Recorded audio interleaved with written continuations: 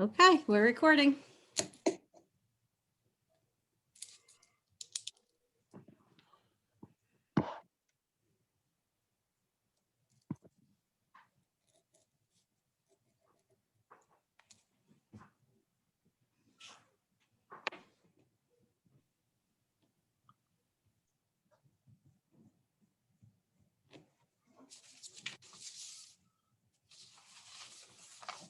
Welcome, everybody. We got another group who's logging in, and we'll give everybody a minute or two to get settled here.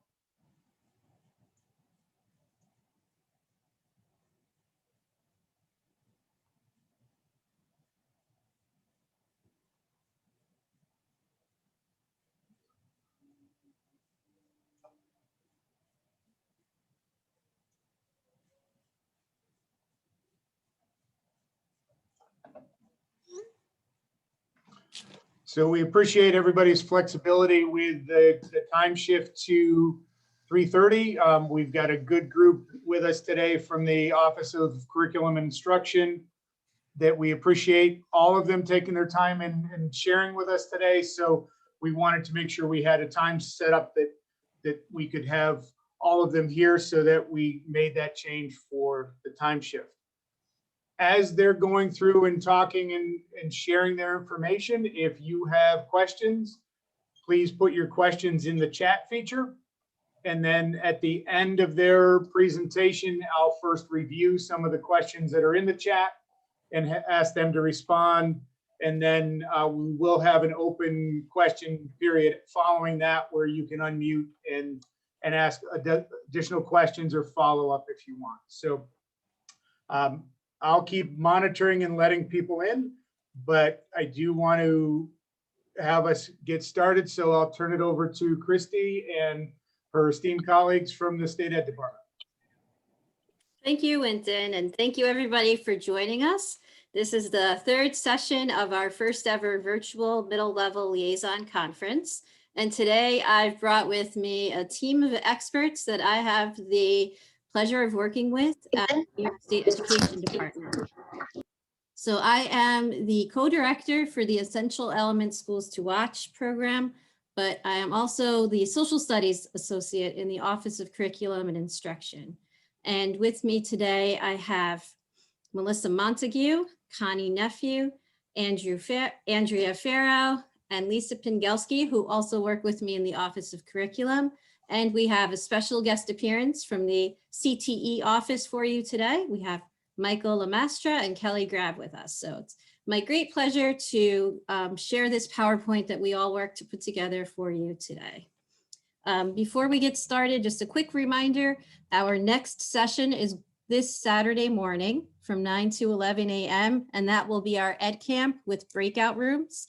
By that time, we should have some more guidance from the Office of Assessment on the 3 to 8 testing, many other issues that we can discuss together in breakout rooms. So I will send that link out to you on Friday.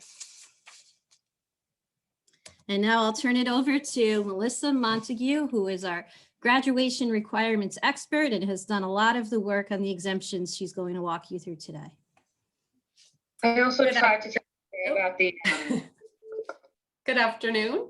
Thanks for having me and thank you for the work that you're doing in the schools, which I see some of you are still in for our students and families. So as you know, the State Education Department submitted a federal waiver request this winter. And since we're not yet sure if the USDE will act favorably on that request or not,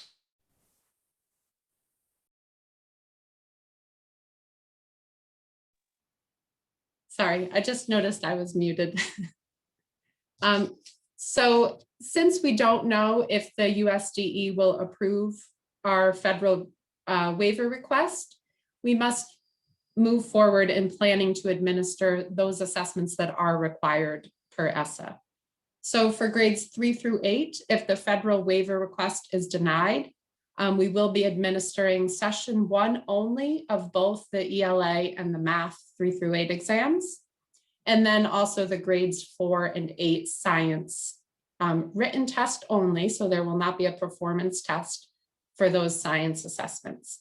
There is a link at the bottom to a memo that was released from the Office of State Assessment if you need additional information too. And next slide. Sorry, And job. that's okay. Christy has included the elementary and intermediate testing schedule, so that is here if you need it. And there's also a link to it live on the OSA webpage as well. And as far as Regents exams go, if the federal waiver request is denied, we will be administering 4 Regents exams. So that will be the English Language Arts, Algebra 1, and then 2 science, the earth science, which again will be the written test only, no performance test, and living environment. And again, there's a link here to a memo from OSA. OSA also has a lot of information as far as ordering Regents exams on their site as well. So I encourage you to take a look at that if you haven't seen it already.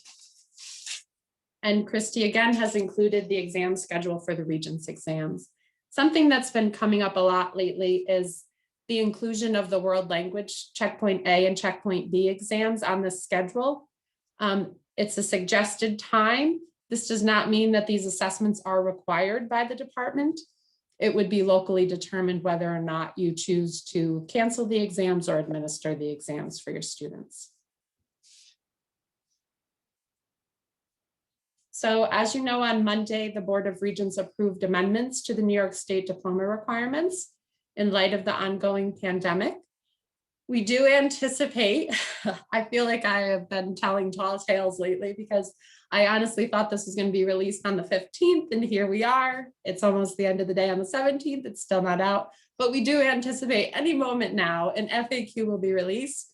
And it will be very similar to the FAQ that you saw for the January 2021 exemptions, as well as the June and August 2020 exemptions. So it includes information. Since we may be administering some Regents exams, it does include information on that, but it also includes the eligibility conditions for exemptions, not only from Regents exams, but also department approved pathways, department approved alternatives, and technical assessments.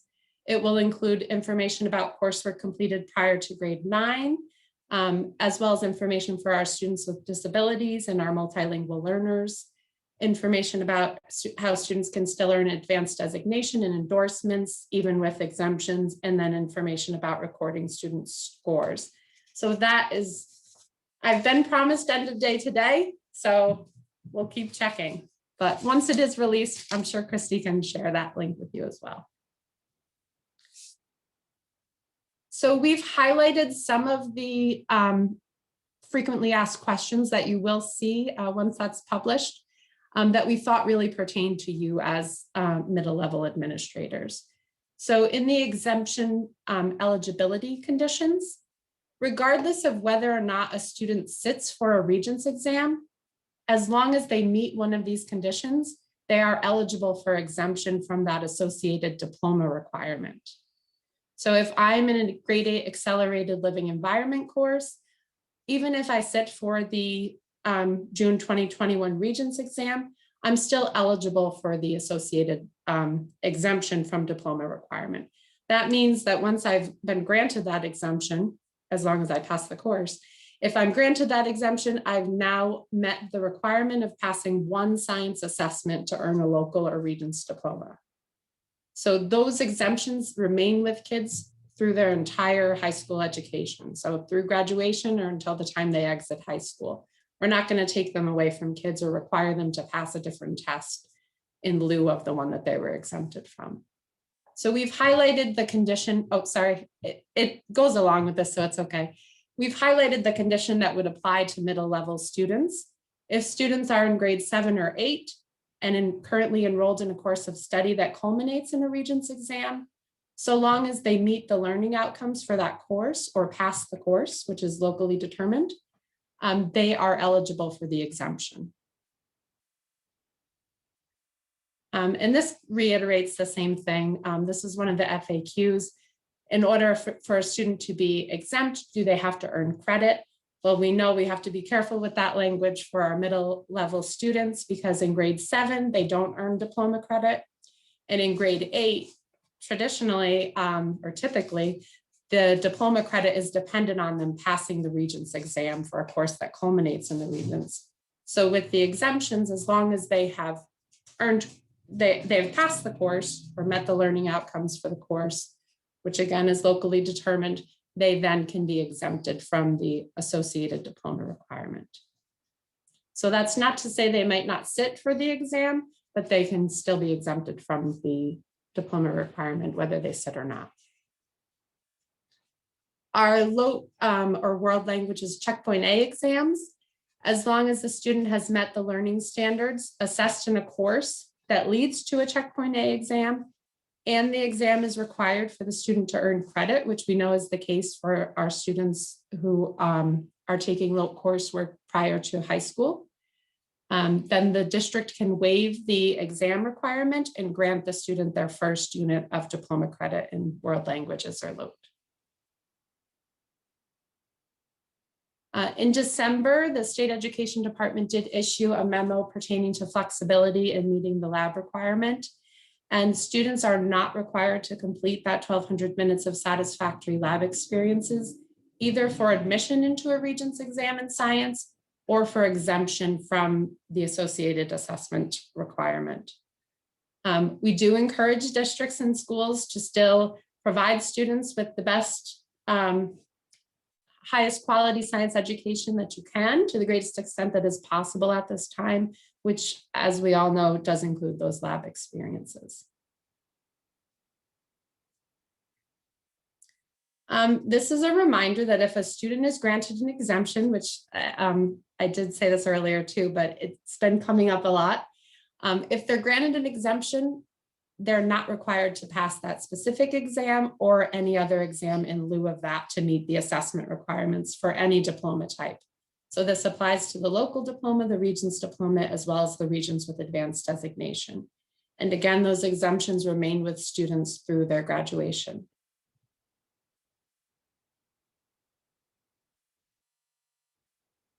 Should we pause for questions, Christy, or just keep going?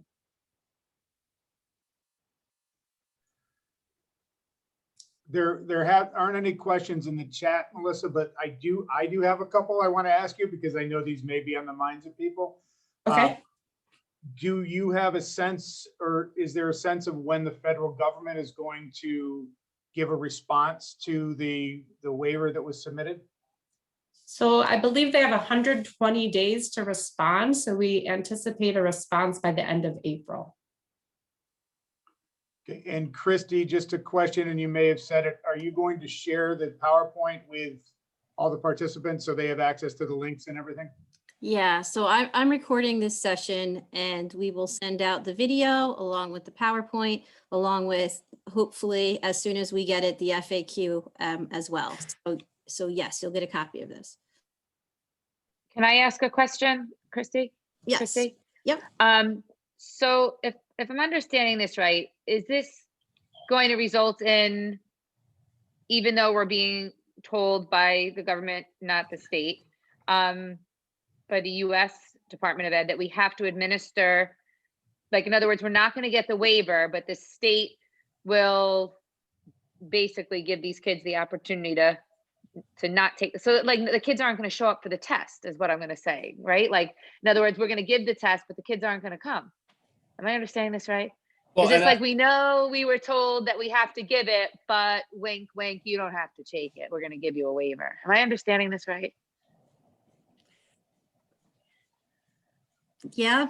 Hope we can say that. Okay. We're not force kids to come in. I just thought I was for a excited Regents about exam. St. Patrick's Day, but this, okay, all right, got it. Thank well, you. but Allison, I They're guess going to be that's, held harmless is our answer. Yes. So well- the kids aren't going to take it. They pass the class, they're going to get the credit, unless they're, the thing that you said that I was curious about. So in other words, they're not going to change the rules later on and say, you didn't take this Regents, you're gonna have to take another Regents, or you're gonna have to take it in January. Like, this is it.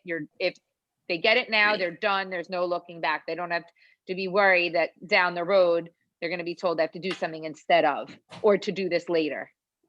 No, that's correct. Okay. The exemption will remain with the student through graduation. Well, I hope you have news as like this when you get to talking about 3 through 8. Thank you. And there was one question about living environments Regents. Are you eliminating part D? I'm not sure about that. That might be a question for the Office of State Assessment.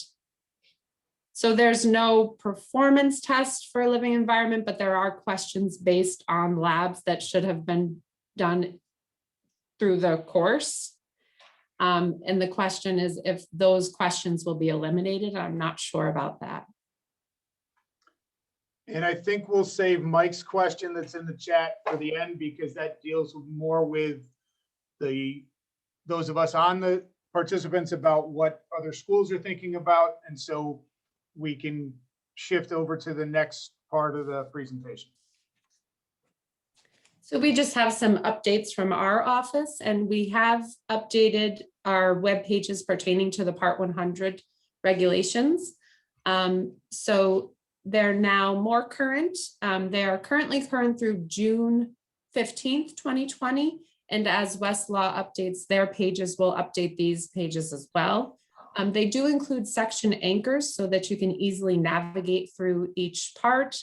The complete regulatory language is there. And then we've also included resources and contact information, links at the bottom there in the two blue bars that you see on this example here. There is a disclaimer. These are not official, but there is information if you need to access the official regulations, you can do so.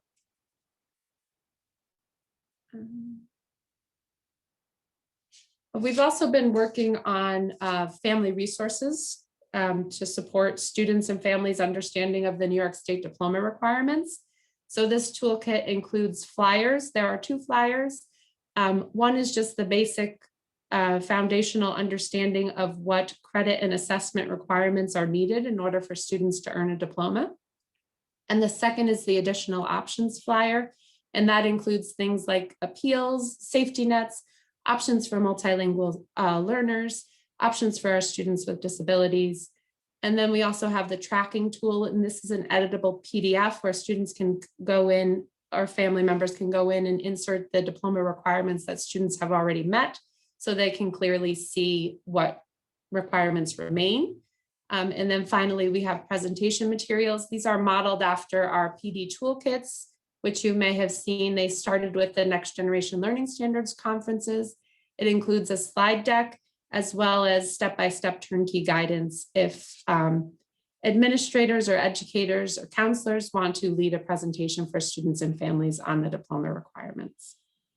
The link at the bottom is currently accessible, but we are working on translating the flyers and the tracking tool into the top 10 languages spoken by our multilingual family. So once that's done, these resources will officially be released by the department. And I'm going to turn it over to Christy. Okay, thank you so much, Melissa. So I wanted to share an update with you about our Seal of Civic Readiness. This will be part of our +1 pathway program. So in 2015, the Board of Regents allowed for this opening up of opportunities for students to get a Regents diploma. You need to pass 4 Regents exams at least, and then the +1. And the +1 could be a Regents exam, but it also could be these alternatives that we've been looking at. And in our case, we've created a Seal of Civic Readiness where students could earn Regents credit in acknowledgement of the civic engagement work that they do throughout their career, grades 7 through 12. So I've highlighted places that we've made changes on our seal, the criteria for the seal, based on information we received from the survey and public comments we put out. So a lot of what we had, we didn't want a checklist. So we said, maybe we should ask students to write an essay. And we heard back from the field for special ed students, for ELL students, for remote and hybrid students, really adding presentation and product to those two categories would be a more fair way to assess that civic engagement. We've also changed mastery to proficiency for elective courses, and that's an acknowledgement of the fact that the rigor of electives can vary. So we will leave that up to local districts. But what I really want to bring this to you guys and talk about is the middle school capstone project. This would be the first way that students would earn points towards this seal, and they can do that in 7th or 8th grade. So we'll be presenting all of this to the Board of Regents at the April meeting. Once that presentation happens, we'll post up on our website applications for schools who are interested in piloting the seal. And part of what we hope to learn from the pilot is, how will this work in our middle schools? So we did put together a template with some of the elements that we believe will be a part of the middle school capstone project, but we'd really love to get student samples to hear the variety from, rural to urban schools, and also to take a look at this right-hand column as the whole. Are there electives or extracurricular things happening in your middle school that we should also be including as part of what students earn when they get this seal of civic readiness? So I bring this to you because I know I've been in many of your schools, and I know the things that you're already doing would be very helpful for other schools to learn about, and ways that students could earn points on this seal. And now I'm going to turn it over to Lisa Fingelski, who is my partner in social studies in the Office of Curriculum, to give you some more detailed information. Hi, thank you. So this year, NYSED has been working with our CAP to create some civic readiness one-pagers for guidance. We have created an elementary or K4, and we also created a middle level civic readiness guidance for 5-8. Really what this does is that we created these documents so that teachers and districts could see that they're actually doing civic work in their classrooms. So many times we, as teachers, we kind of say, oh my God, one more thing. And what we want to do is showcase that they're most likely doing some of these things in their classroom, and we want to keep civics an ongoing thing. So we know civics should start in kindergarten, and we should be doing it through 12th grade, but we want teachers to also utilize this as a way of showing that they're actually doing some civic work. So these documents were designed to help teachers include civics when they're designing their curriculum. So examples, so we have the 4 domains: civic knowledge, civic skills and action, civic mindset, and civic experience. And an example of civic knowledge would be discussing the 3 branches of the government: judicial, legislature, and executive, and having the discussions of the structure, and functioning of government, law, and democracy at the federal, state, local, community, and school levels. Another thing would be, a civic mindset example would be to promote democratic ideas, where students can recognize the need to plan for both current needs and the good of the future generations. So we have an elementary one, so we took the elementary one and we built upon it with the middle level one. Okay. Next.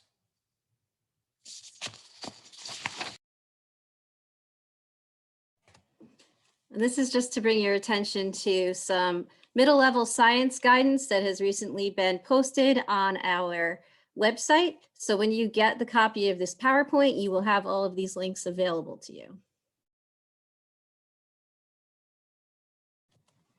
Hi, everybody. Good afternoon. My name's Andrea Farrow, and I work with Christy, Lisa, and the team at Office of Curriculum Instruction. I'm the assistant in assistant in instructional services for mathematics, and very happy to be here with you today. I'm going to speak about the new resource that we have posted recently. It goes with the scaffolding guides that have been posted for a while now, but we have an additional toolkit that has been posted. So like Melissa had mentioned earlier about the graduation resources for families. So a toolkit is basically a turnkey document with a supportive PowerPoint, and that helps educators in the field of all levels, administrators too, they can deliver their own professional development session utilizing these scaffolding guides. So the goal for the toolkit and the guides basically is to provide teachers with examples of scaffolds and strategies to supplement their instruction for ELA and mathematics curricula. So those are the guides, and then the toolkit is, like I said, to just bring it more attention to it and to help you dissect what's in the guides and to give you some direction on how to utilize that. I'm going to pass it on to Michael and Kelly for some CTE information.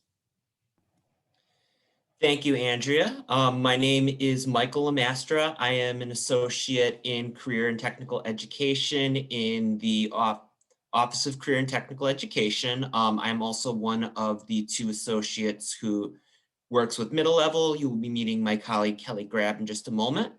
But we wanted to take this opportunity as we know the year is coming to a close and people will be planning for the future, to remind everybody about the flexibility that is now offered to schools with the middle level career and technical education requirement. So just as a reminder, all students in grades 5 through 8 are entitled to 1 3/4 units of career and technical education. A change from the past in which it had to be specifically 40 weeks of technology education and 30 weeks of home and career skills education. Now all 6 career CTE areas, which are agricultural education, business, family and consumer sciences, health sciences, which is different from health education, technology education, and trade and technical education, may teach the middle level requirement. And instruction can begin as early as 5th grade, so long as it is taught by certified CTE teachers. And especially with grades 5 and 6, if they're teaching 5th and 6th grade, they need to be certified to teach those grades. There are some CTE certificates that run 7 through 12 only. So the individual would need a 5-6 extension in order to teach 5th and 6th grade. I would like to pass it along to my colleague Kelly Grab, who will be reviewing the rest of the information.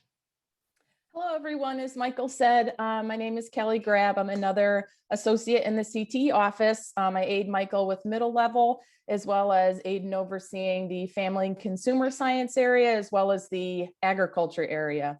So to continue on the slide, it is local discretion as to how many CTE subjects are offered, as well as the length of the time dedicated to each, so long as it adds up to that 1 3/4 units total to satisfy that requirement.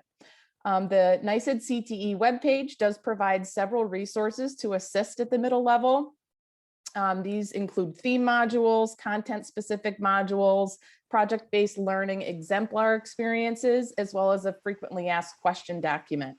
The CTE Technical Assistance Center also has many other free resources and can provide support for development of high-quality middle-level CTE programs that also meet this flexibility and also meet the changes in any of the regulations.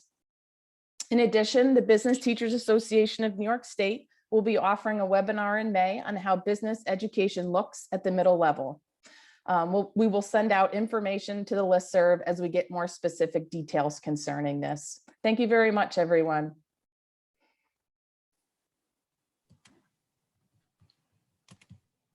Hi, everybody. I'm coming back for a bit.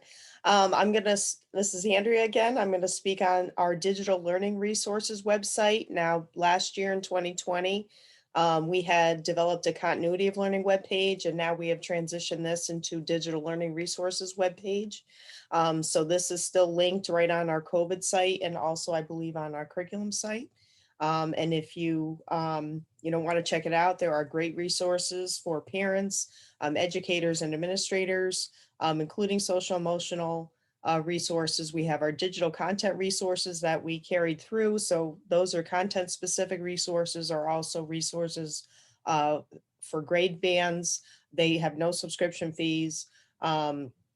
We have our list of resources from our New York State organizations. Those are our BOCES, and we are very happy to have them as partners with us as well. We have our Staying Connected link here. This is our webpage where we we encourage educators to send us positive things that are going on in school districts, and we are displaying them because we want to spread the positivity around the state. So we encourage, actually, the Office of Educational Design and Technology is handling this website, or managing this website, I should say, but they do encourage a lot of positive things have happened this year amongst all of the stress and uncertainty, and we want to emphasize those. So we encourage you all to send professional development opportunities, resources, or any instructional practices that have helped you throughout this year. Please share them with us at that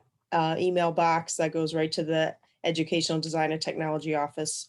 And that would be great if you could share some things with us. So we appreciate that. Thank you. Passing it back to Lisa, I believe. Here I am. So in August of 2019, New York State became the 37th state to sign Aaron's Law into legislation. And Aaron's Law is a requirement for K through 8, and it requires public schools to teach children about sexual abuse and exploitation. It requires prevention classes, and it's really intended to help children, teachers, and parents in New York State schools identify sexual abuse and to provide awareness, assistance, referral, or resource information for children and families who are victims of child sexual abuse.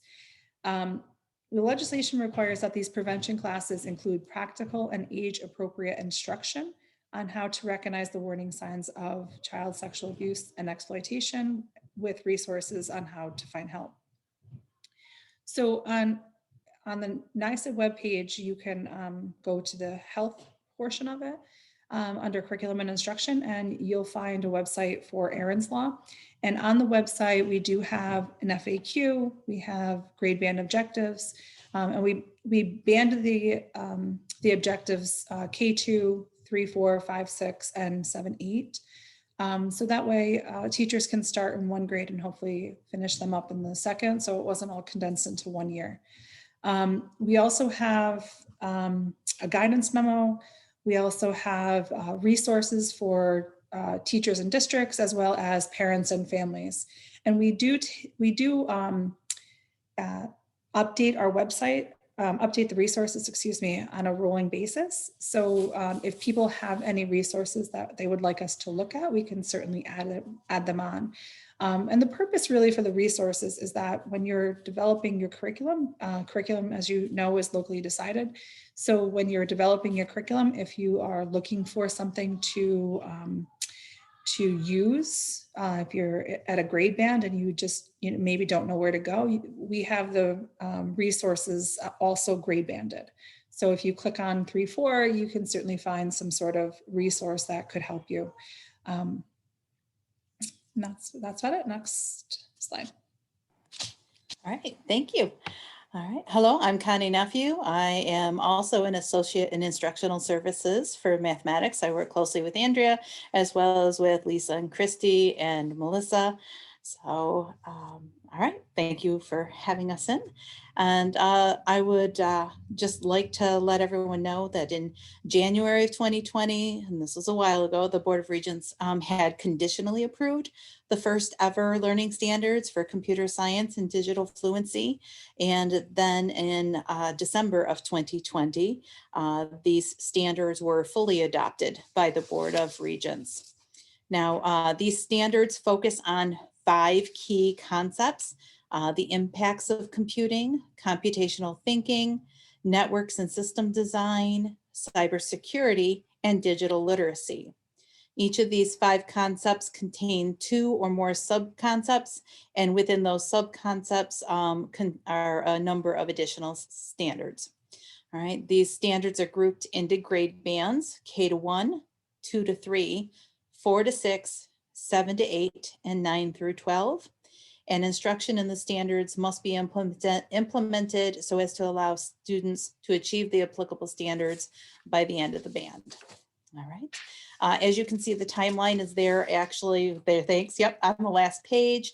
It has 4 key phases. The first of which is the awareness building phase. It goes from December of 2020 to August of 2021. The capacity building phase from September of 2021 to August of 2023. The year 1 implementation phase from September of 23 to August of 2024, and then full implementation for all grade bands K through 12, starting at September of 2024. All right, now next slide. Thank you. All right, on the Computer Science and Digital Fluency Standards webpage, which is linked through the curriculum instruction webpage, there are many, many different resources that you can find there. That's where you will find that timeline for implementation. There are also examples of standards. There is an at-a-glance standards document. Then those are separated out by grade band. So similar to what Lisa was saying about Aaron's Law, if you're looking for something, for an example, how can you use it? You can find it specific to those grade bands. All right, these examples were meant to be illustrative only, and they were designed to be helpful for teachers when they're planning lessons. Then they were created by the educators who served on the Computer Science and Digital Fluency Standards work groups. All right, let's see, to go with that, just a couple of other things. We know that people have had some questions about certification, especially the statement of contingent eligibility. So all of those questions would be addressed to the Office of Teaching Initiatives at tsert@nysed.gov. The link on this page, when you get this, this presentation, will take you right there. And secondly, if there are questions specifically to the Computer Science Digital Fluency Standards and/or their implementation timeline, please reach out to the Office of Educational Design and Technology, once again at edtech@nysed.gov. So thank you. Next slide. I think I'm passing it back to Lisa. Actually, Connie, I want to jump in with a quick question, I think for you related to that is in my head. So since I'm facilitating, I'm going to ask it. Is there a correlation between the digital literacy standards and CTE? As a business teacher could be teaching CTE, is there a correlation between the program requirements? I'm thinking really like I've got a business teacher teaching computers right now. Right, you're wondering how they're going to continue. Actually, I can tell you that I know that those policy discussions have started. They're not complete at this point, but when they are complete, we will obviously release that information out to the field, but it hasn't been completely decided at this point. I wish I could give you more information than that, Winton, but as soon as possible. Okay. Thank you. Right, Lisa? Sorry, I was like looking for how to unmute myself. I apologize. So on February 23rd, 24th, and 25th, there was a series of virtual art updates that took place. David Seligman, who's our arts associate, who's unable to be here today, but he did give updates on what is going on. And on our webpage, we do have a bunch of resources, including course flowcharts, the art standard need to knows, art standard self-training, think documents, and if you go to the Office of Curriculum Instruction and the Arts webpage, you can certainly get to all of that. So there is a slide deck that is coming forth that will talk about the arts update, and there will be future virtual updates for our teachers are being developed. So just stay tuned, and they'll send them your way. There is a CANS that you can sign up for if you know any art teacher that is looking for stuff, they can sign up for that. And then when David does send things or updates, it'll go through the CANS. Next slide. New York State Physical Education Learning Standard Timeline and Roadmap.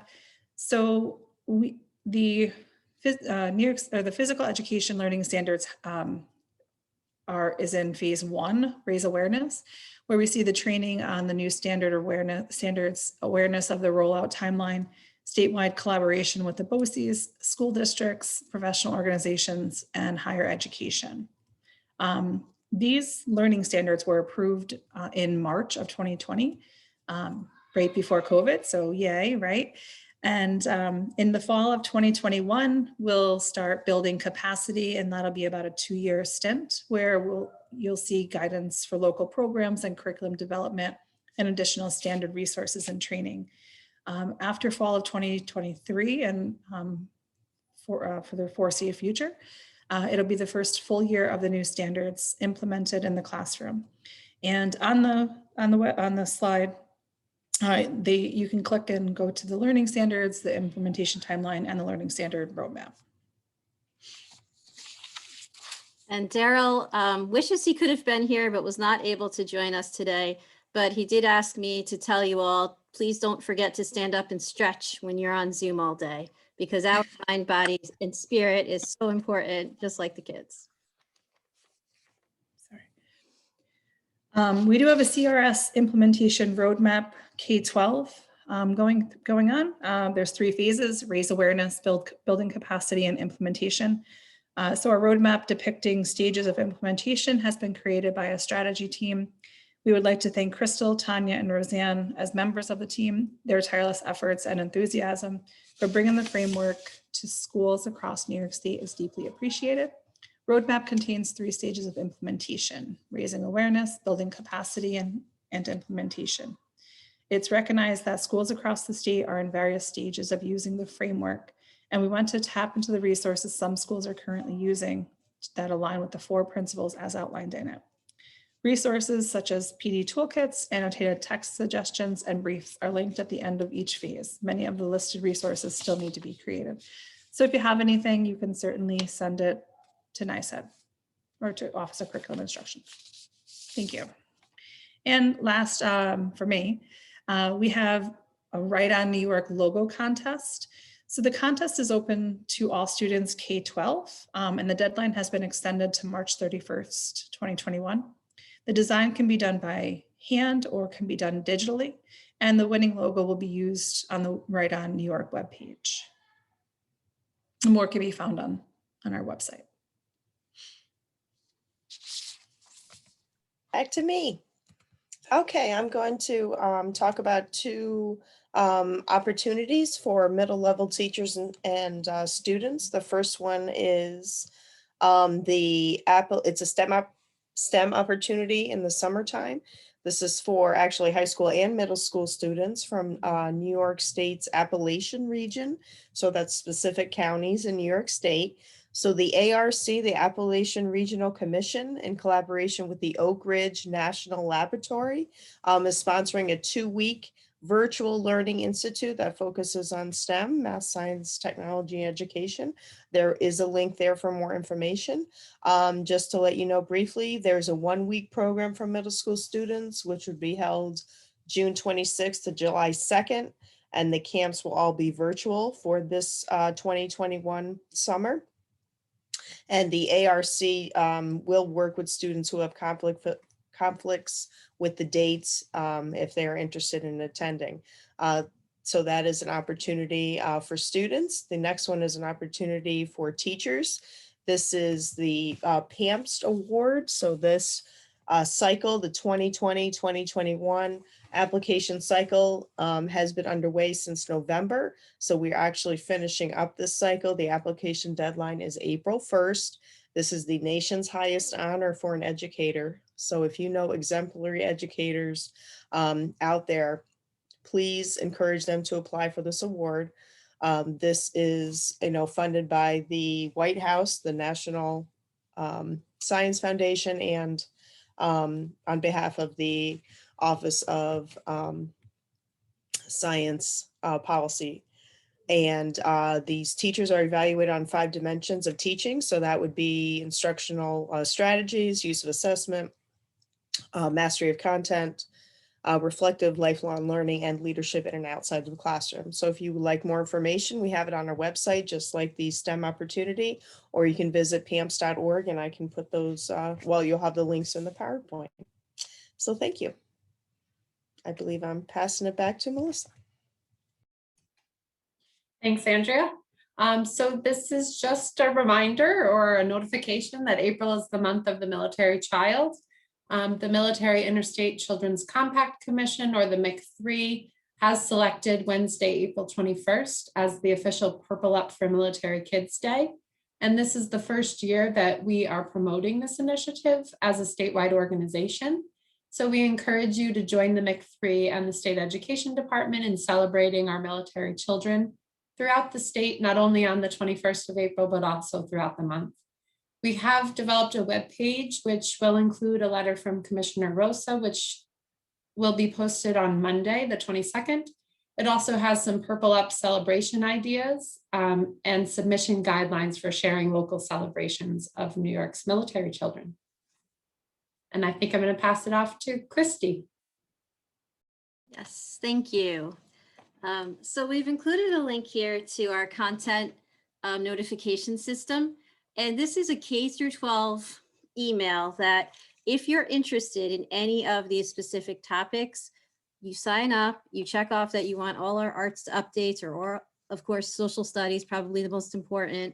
And then you'll get all of that information, because we often hear from teachers, we have, our channels of communication and we go out through our BOCES or to the superintendents, but it doesn't necessarily always get to teachers. So if you are particularly interested in sharing this with your leads on each of these departments, that would be great for us and it would be great for them, because it would really open up a direct line of, when I put out my pilot application for the Seal of Civic Readiness, it would be right in the hands of the social studies teachers and their department chairs. So we really encourage you to share this out with your faculty, sign up for as much as you would possibly be interested in.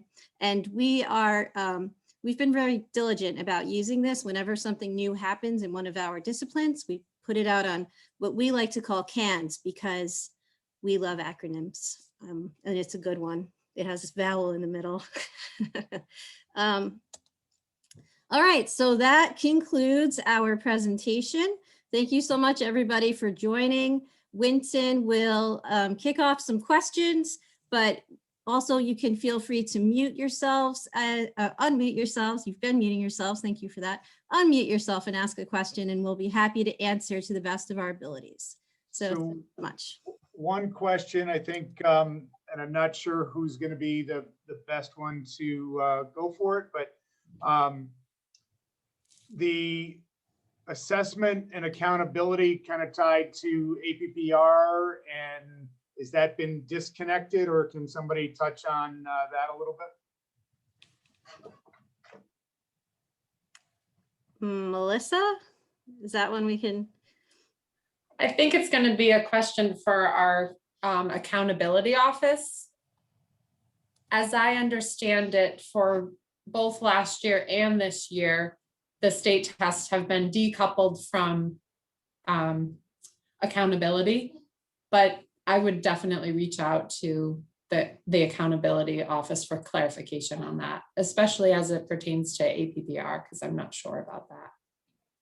Because it's part of the question that was sent to me was kind of, it's one thing if students aren't accountable for the test, but are schools still accountable? And I think I saw somewhere that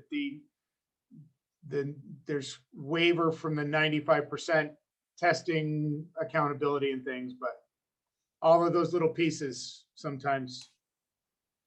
There's a sentence in the release from Emily DeSantis, I think it was. I'll find it and stick it in the chat, but that clarifies that the federal government was decoupling the state assessments from accountability. So I'll find it and stick it in the chat for you, but we're definitely not the experts here. So definitely reach out to the accountability office for more information. And Andrea did put a link in the chat to the accountability group. Mike, do you want to ask your question that you put in the chat about testing and Regents exams? Yeah, I mean, I think, Allison also asked it before. I think that with the exemption piece, and I see some schools are still gonna, expect their 8th graders to take the Regents exams. And, we as our team, we're just beginning to sort out that conversation. So very similar to Winton, I said to my assistant super that I was going to go ahead and order the Regents exams just to be prepared in case we were going to offer them. My concern is now, if an 8th grader knows they can pass the class and not sit for the Regents exam, I'm a little worried that we're going to have a little bit of a conversation if we say, no, we're still requiring you to sit. So I'd be interested in hearing what other people are thinking about doing. So.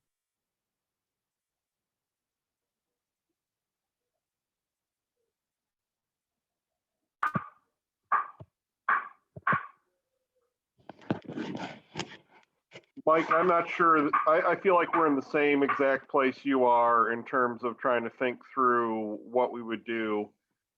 I think there might be some advantage to encouraging students to sit just to have the experience of a Regents level test. Knowing that it's a low stress opportunity to get their eyes on an exam and try one, but I think it is an interesting conversation. I suspect that I'm not really going to be able to have the final say on that. At my central office will have certain thoughts as well.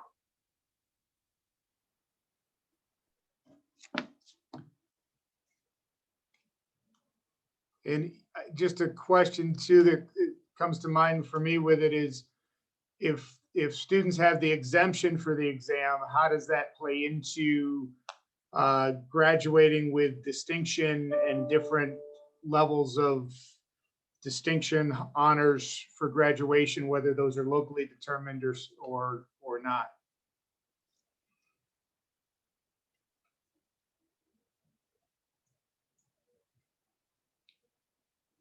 Other thoughts from anybody around that?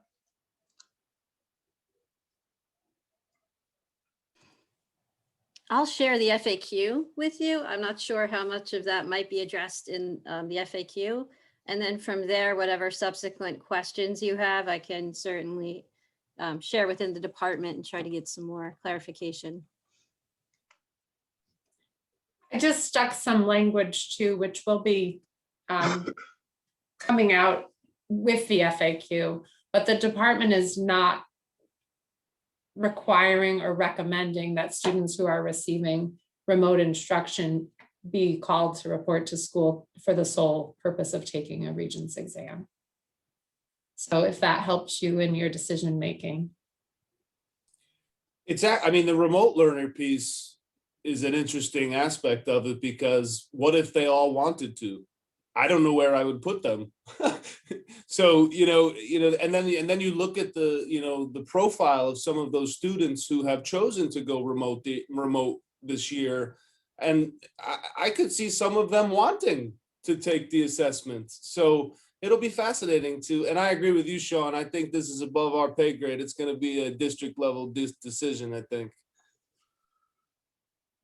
Melissa, I've got a follow-up for you kind of with my other question about when the federal government may respond. I believe your response was toward the end of April.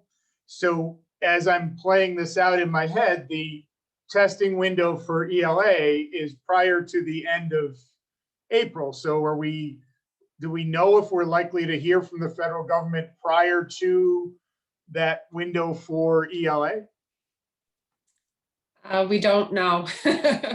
So they have 120 days to respond by law, and it is possible that some assessments could be administered prior to receiving a response.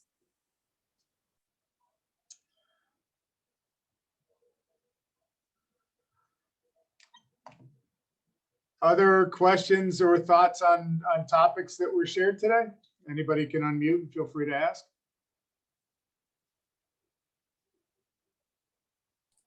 I'm excited to see that CRS implementation roadmap. That looks like a pretty cool tool. So I'm excited to get my hands on that and use it in our building. Thank you.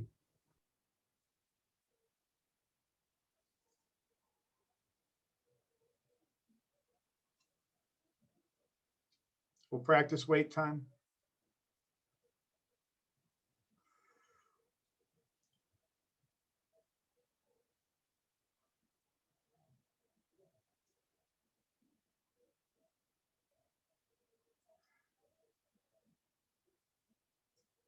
I counted to 10. We do appreciate the time for all those of you in the Office of Curriculum and Instruction. These updates, we appreciate getting the information directly from you, also building the relationship with you, helping us feel more comfortable reaching out directly with questions and things when we have them. Likewise, this is the Liaisons group is certainly a group. As you have questions, please feel free to continue to reach out to us and use us as a network for your work as well. It's a two-way street. So we certainly thank you for providing the information and keeping us appraised. I'm looking forward to sharing the direct links for the notifications with my staff, and we'll certainly share it out within our region as well to try to get you directly more connected to teachers in our buildings as well. So we appreciate everybody's time. Thank you very much. And Saturday at 9 o'clock, Christy, is our next session. Yes, I will send out the link Friday morning, and that will be open to whatever issues you'd like to discuss together in a smaller group format. So it will be from 9 to 11 this Saturday. And that, Ray, do you want to give a plug for your session next Wednesday? Sure, I can give a plug. We're actually very excited to talk about what we call the break room. I won't let it out now what that stands for, but it is one of our what we think is very successful attempts at working with kids on social and emotional learning and what we've been working on with social comprehension. So we feel it's been meaningful, and we hope everybody else will find the information helpful. So we've got a couple good future times, Saturday and next Wednesday, to continue to connect as a group. Those of you in the Office of Curriculum Instruction, you're welcome to join us for those as well. Thank you, everybody, for taking the time and spending it together today. It's great to have the information and see familiar faces. Have a great afternoon. Thank you. This was very helpful. Thanks so much. Thanks, everybody. That was great. Have a good night. Happy St. Patty's.